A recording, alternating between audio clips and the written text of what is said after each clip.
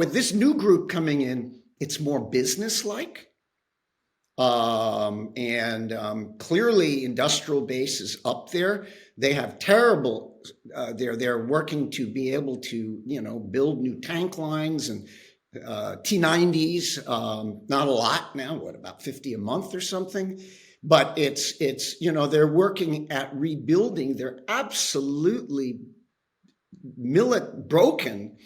The Ukrainians just ravaged, as we all know, in the first, especially year, Russian military materially and psychologically. Hello and welcome to Frontline for TimesRadio. I'm James Hansen, and today we're talking about the latest on the war in Ukraine with Peter Zwack, a retired Brigadier General who served for 34 years in the US Army as an intelligence officer before becoming the US's senior defense attaché to the Russian Federation between 2012 and 2014. He's a regular guest here on Frontline. It's always a pleasure.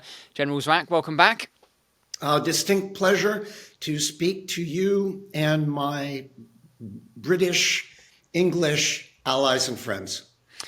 To begin with, I wanted to get your thoughts on some comments we've had recently from President Zelensky. Given the advances we've been seeing Russia making in Kharkiv Oblast in the northeast of Ukraine, is Zelensky right to call for NATO to become more directly involved in this conflict? In particular, should NATO allies be prepared to shoot down Russian missiles? James, it's a slippery slope. Our nation, the NATO nations, have been very, very careful to do all they can to support Ukraine without getting into a dust-up, without fighting Russians. And people get killed, and this thing rapidly escalates. Saying that, what must be done to ensure, or do everything we can to ensure that Ukraine is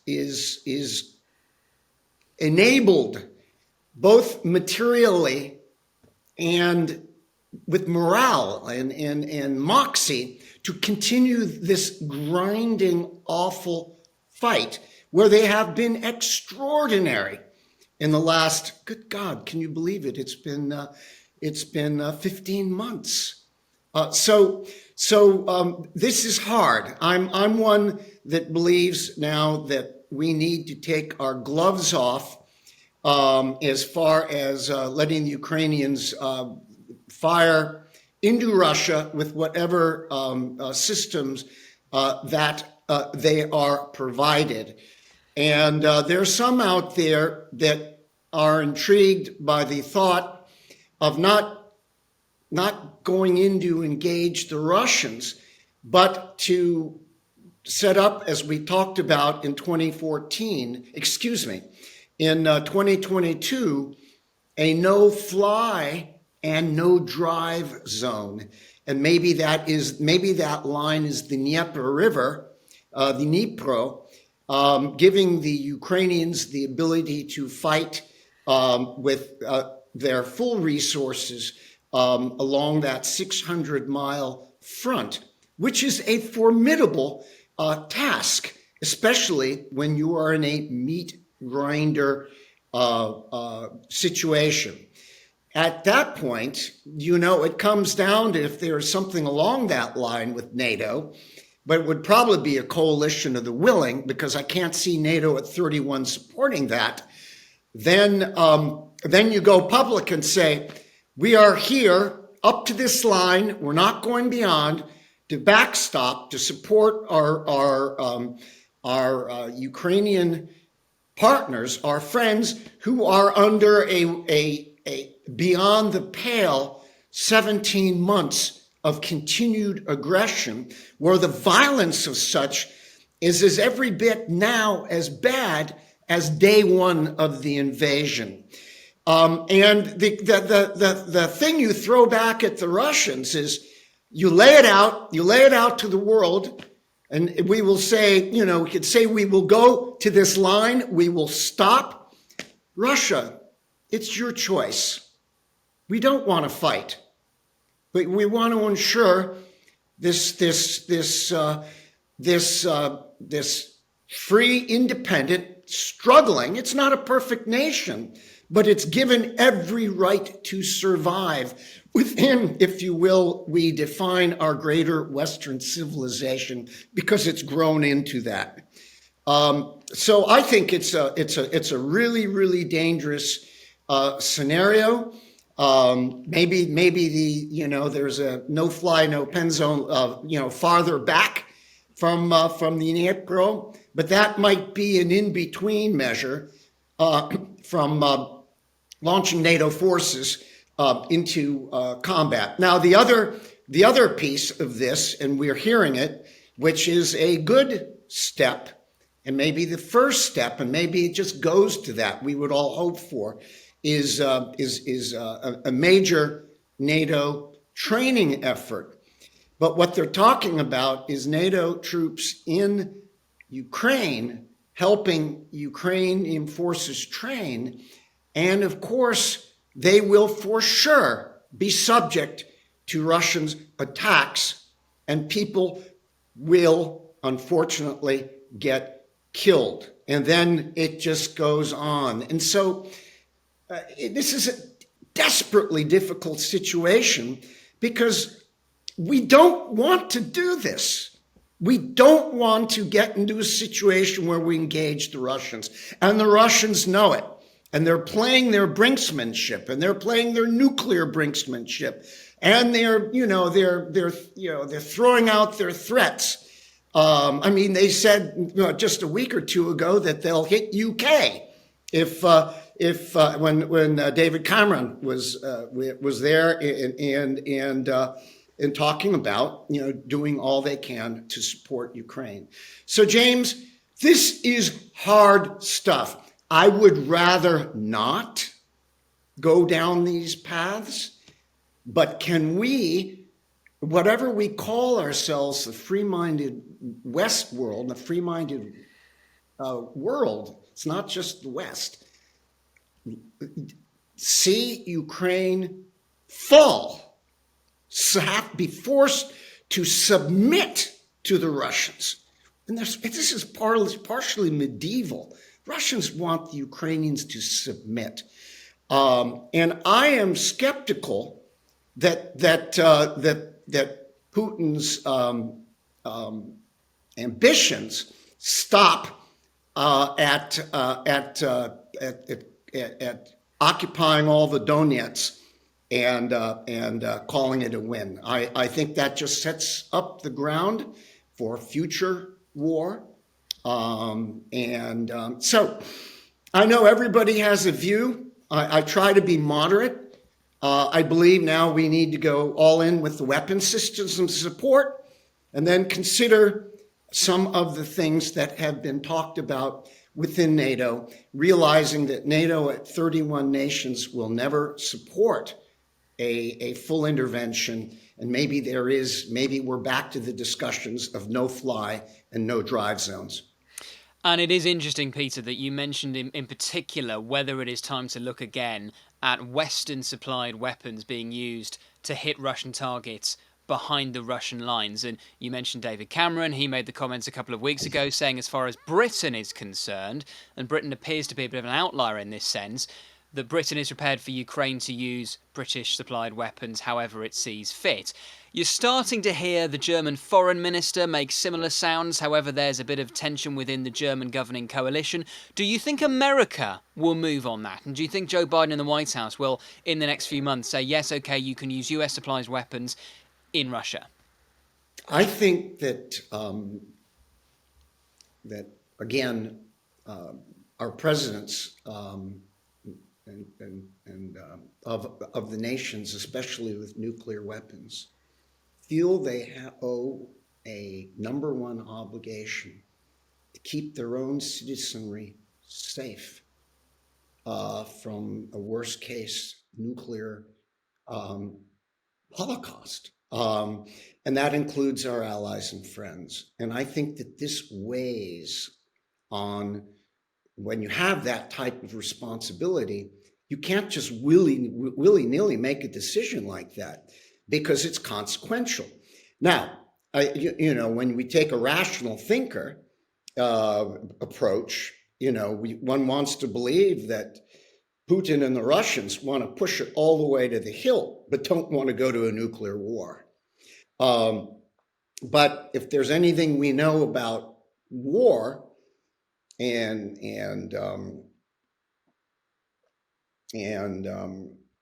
just how these things expand, when you follow a logic train, yeah, it all makes sense.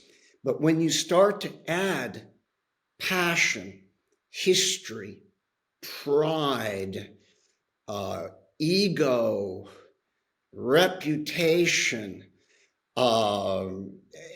things get skewed. Look how World War I started.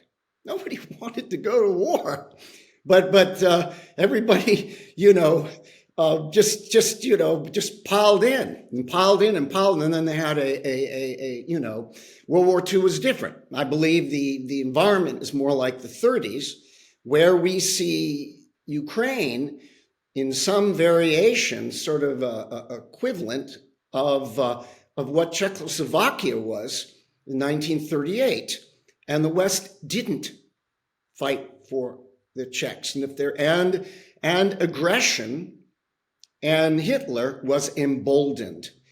If the Russians are able to claim victory, and I know, there's a school of thought, and, I get it. And then there's a side of me, that give the Russians what they want, which is conquered Ukrainian territory of a land mass, a nation that the Russians recognized in 1991 through the UN, and again in 1994 through the Budapest Memorandum. So when they say that Ukraine is not a real nation and Ukrainians are not a real people, we have a lot of the tropes and lexicon of the 30s. So this is, I think our governments are in a really, really, really difficult situation. Our populations, I think, mostly are really sympathetic to the Ukrainians, but at what point does supporting them, support my life in Lancaster or Iowa, where I'm supportive, but I don't want the war to come to my home in some extended way? And I'm exaggerating a little bit. So your question is a huge one.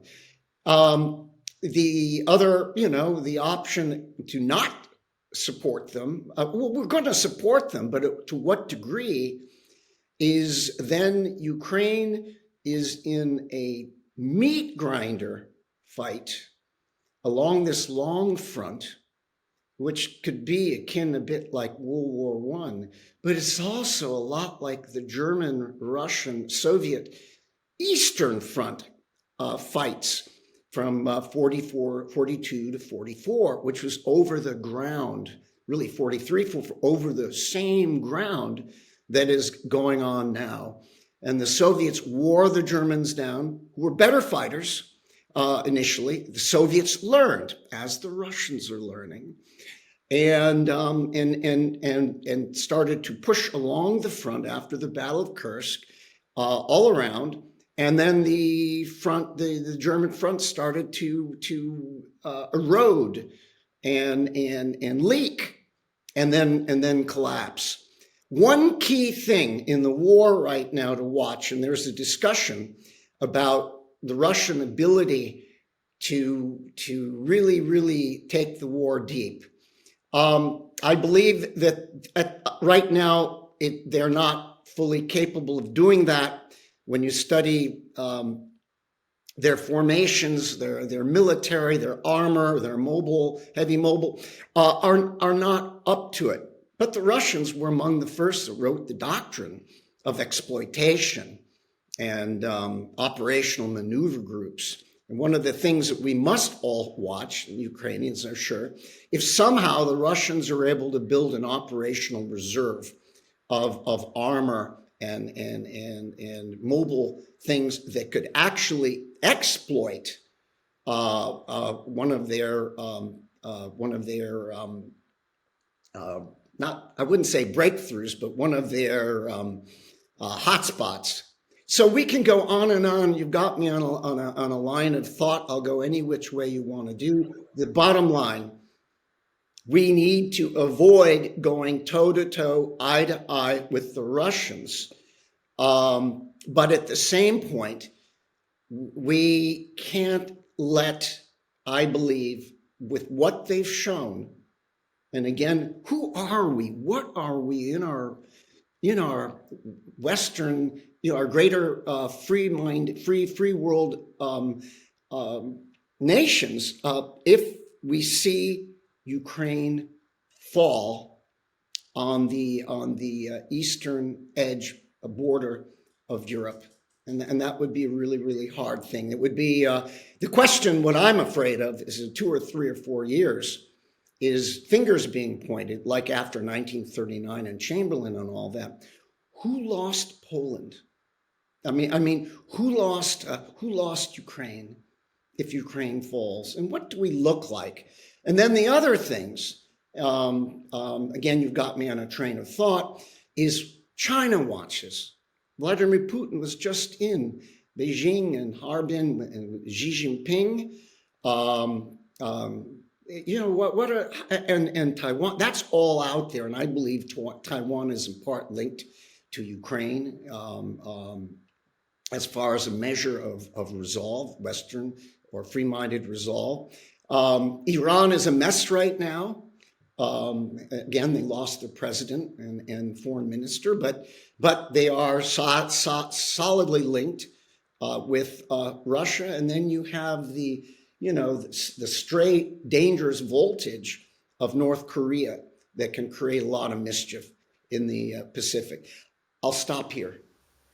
I wanted to get your thoughts on what we've been seeing in Russia in the past few weeks, in particular the changes in the Russian Ministry of Defense, and with Andrei Belyasov becoming the new defense minister, and the way the Kremlin appears to be trying to really sort of bring together the economy with the war economy, I suppose you could say, the private economy with the war economy, and putting potentially Russia onto a permanent war footing. It's an argument that some analysts have been advancing now, that you are seeing Russia moving towards a permanent war footing. Do you agree with that?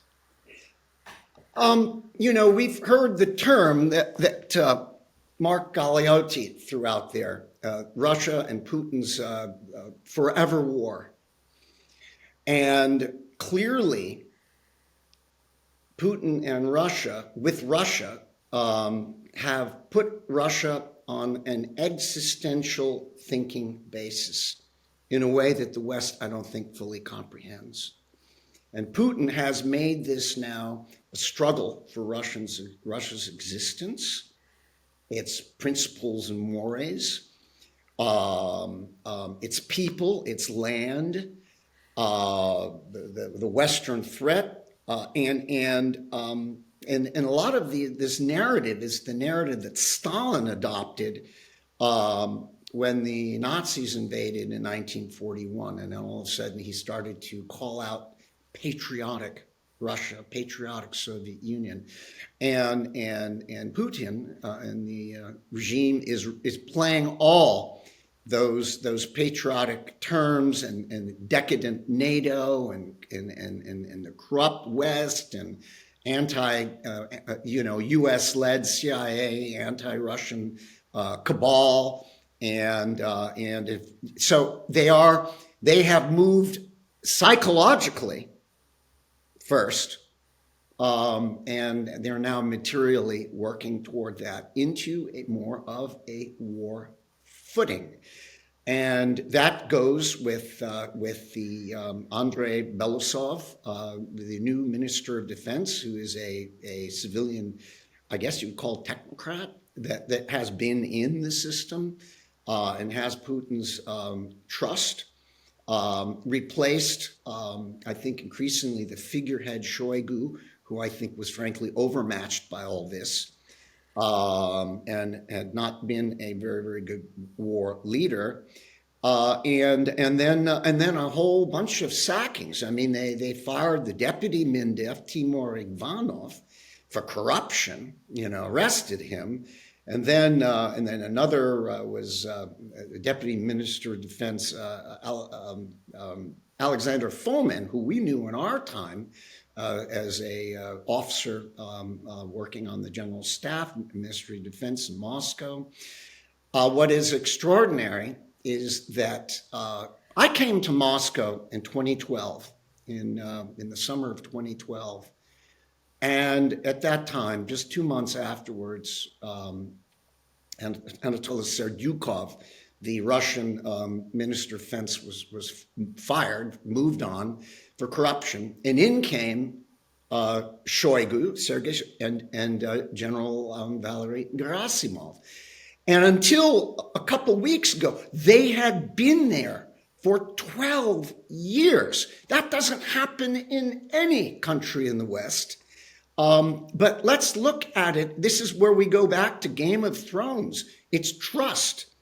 Putin trusted Shoigu, and he's moved him to the, sort of the, show face to the National Security Council, where Dmitry Medvedev was, and bringing in new people. But clearly, there's with this new group coming in, it's more business-like, and clearly industrial base is up there. They have terrible. They're working to be able to build new tank lines and T-90s, not a lot now, about 50 a month or something, but it's they're working at rebuilding. They're absolutely broken. I mean, the Ukrainians just ravaged, as we all know, in the first, especially year, Russian military materially and psychologically. Russian military, they're beefing it up, bringing in a lot of recruits, conscripts, but there is increasingly, we're seeing our, advertisements and push. They're portraying to the Russian people that you volunteer. This is a fight for our existence, and there is a concern that this is as much becoming. It's still Putin's war. But it's more and more, James, Russia's war. And all these things have, I think, staying power in mind. I really, really struggle in seeing how Putin will be satisfied, quote unquote, with buffer zones in Ukraine. He'd like that to shell Kharkiv.